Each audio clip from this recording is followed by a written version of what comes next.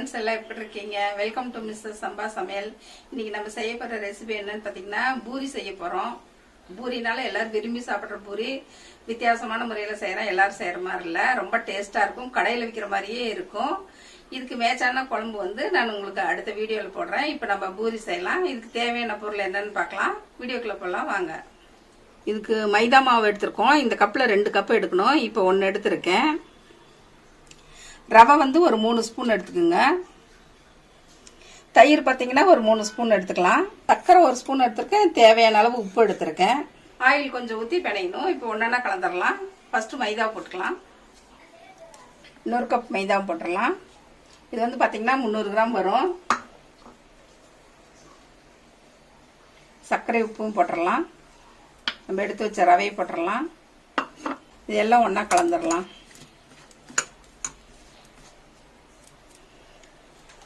கலந்துட்டு ஒரு 3 spoon oil ஊற்றிடலாம்.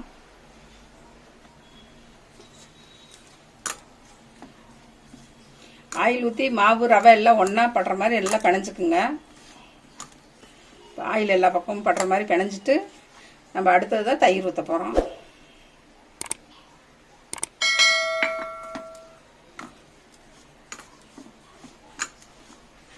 தயிர் ஊற்றி பிணைஞ்சிட்டு பத்தாததுக்கு தான் நம்ம தண்ணி ஊற்றி பிணைய போகிறப்போ.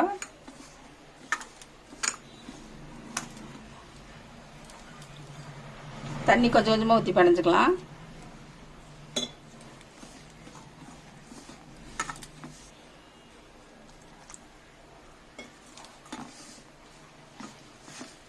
மாவு இந்த பதத்துக்கு நல்லா பிணைஞ்சுக்குங்க. இது ஒரு 1/2 மணி நேரம் ஊறணும். கொஞ்சம் ஆயில் மேலே தொடச்சி ஒரு தட்டு வச்சு 1/2 மணி நேரம் மூடி வச்சிடலாம்.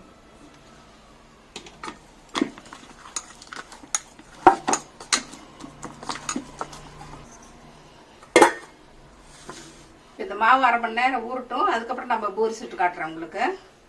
இந்த பூரி பார்த்தீங்கன்னா ஹோட்டல்ல எல்லாம் வச்சிருப்பாங்க இல்லைங்க, அது மாதிரி உப்புலாம் நல்லா சூப்பரா இருக்கும். டேஸ்ட்டும் நல்லா இருக்கும். இந்த பூரி பார்த்தீங்கன்னா கிறிஸ்பியா நல்லா இருக்கும். சாப்பிட்றதுக்கு குழந்தைங்க பார்த்தாலே விரும்பி சாப்பிடுவாங்க. நல்லா மொறுமொறுன்னு இருக்கும். ஹோட்டலில் இருக்க டேஸ்டே கிடைக்கும். நம்ம இப்போ தயிர் ரவையும் போட்டிருக்கோம். நல்லா கிறிஸ்பியா இருக்கும். உடையாம இருக்கும் பூரி. நம்ம வீட்டுல எல்லாம் சும்மா சுட்டோம்னாக்கா அப்படியே அமுங்கி போயிடும். இது வந்து அமுங்காம அப்படியே கிறிஸ்பியா இருக்கும். அதுக்காக தான் தயிரும் ரவையும் போடுறது. சர்க்கரை வந்து கொஞ்சம் டேஸ்ட் கொடுக்கும். பூரி வந்து சப்புன்னு இல்லாம கொஞ்சம் டேஸ்ட் கொடுக்கும். அதுக்காக ஒரு 1/2 ஸ்பூன் சர்க்கரை போட்டிருக்கோம். நம்ம ஒரு 1/2 மணி நேரம் கழிச்சு திறந்து பார்க்கலாம். நம்ம பிணைஞ்சு வச்ச பூரி மாவு வந்து 1/2 மணி நேரம் ஊறிடுச்சு. திறந்து பார்த்துடலாம்.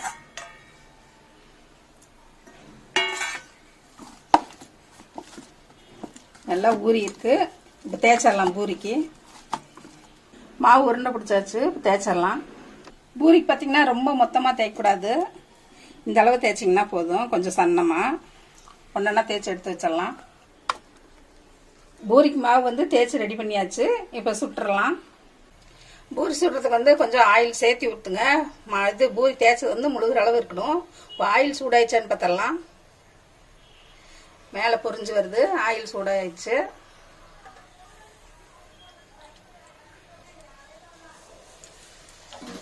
பூரி போட்டது இப்படி நல்லா அமுக்கி விடுங்க. அப்பதான் உப்பெல்லாம் வரும். பூரி லைட்டா செவந்த நேரம் வந்தது திருப்பி விட்டுறலாம்.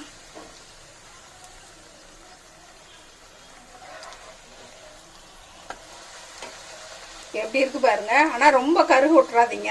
இந்த நேரம் வந்தது எடுத்துடலாம். நம்ம தயிர் போட்டதுனால ரொம்ப கருக்காது. இப்படிதான் இருக்கும் கடையில இருக்க மாதிரியே. ரொம்ப முறமுறப்பா இருக்காது. அப்படியே சாப்பிட்டா தொட்டு சாப்பிட்டோம்னா சாஃப்டா இருக்கும் பூரி. குழந்தைங்க கூட நல்லா சாப்பிடலாம்.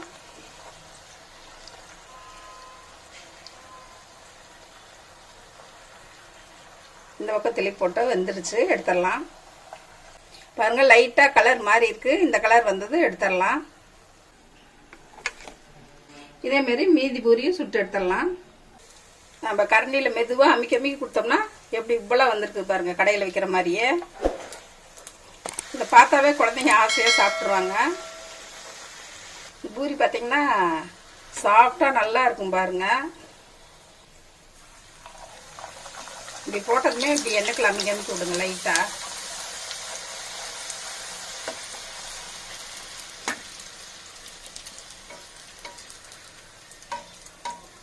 திருப்பி போட்டுடலாம்.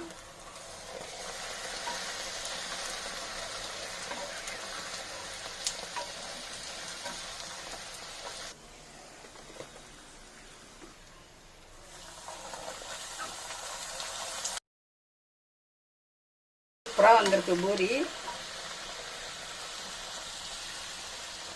எவ்வளோ வேணால் சாப்பிட்லாம். சாப்பிட டேஸ்ட்டாக இருக்குது. இந்த பூரியை சாப்பிட்டு பாருங்கள் செஞ்சு. எல்லோரும் இதேமாரியே செய்வீங்க. அவ்வளோ டேஸ்ட்டாக இருக்கும். நம்ம வைக்கிற குழம்புக்கும் இந்த பூரிக்கும் சூப்பராக இருக்கும். ஹோட்டலில் சாப்பிட்ற மாதிரியே இருக்கும்.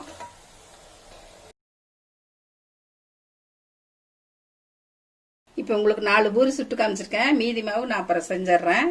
நம்ம செஞ்ச இந்த பூரிக்கு வந்து டேஸ்டான சன்னா குழம்பு அடுத்த வீடியோவில் உங்களுக்கு போடுறேன். இதுக்கு ரொம்ப மேட்சாக இருக்கும் அந்த சன்னா கிரேவி. சாப்பிட டேஸ்ட்டாக இருக்கும். ஹோட்டலில் சாப்பிட்ற மாதிரியே இருக்கும். நீங்கள் வச்சு சாப்பிட்டு பாருங்கள் வீட்டில். நாம் செஞ்ச புதுவிதமான பூரி. இதில் வந்து நம்ம தயிர் ரவையெல்லாம் போட்டிருக்கோம். பார்க்க மொறுமொறுன்னு இருக்க மாதிரி இருக்கும். ஆனால் சாப்பிட வந்து ரொம்ப பஞ்சாட்டதாக இருக்கும். இங்கே பாருங்கள், பிச்சை இவ்வளோ சாஃப்டாக வருது பாருங்கள். ஆனால் இப்படியே இருக்கும், உப்புலாவே இருக்கும். ரொம்ப நேரத்துக்கு உடையாது. நம்ம செய்கிற சன்னா கிரேவிக்கு இது ரொம்ப மேட்சாக இருக்கும். நீங்கள் அப்படியே ஒத்த கையிலே பிச்சு சாப்பிடலாம். பிச்சு கிரேவி தொட்டு சாப்பிட்டிங்கன்னா அவ்வளோ சாஃப்டாக நல்லா இருக்கும். பாருங்கள், இப்படியே இருக்கும். அமுங்காமல் இப்படியே தான் இருக்கும். வித்தியாசமான முறையில் செஞ்சு காமிச்சிருக்கேன். இந்த பூரி நீங்களும் உங்கள் வீட்டில் எல்லாரும் செஞ்சு சாப்பிட்டு பாருங்கள்.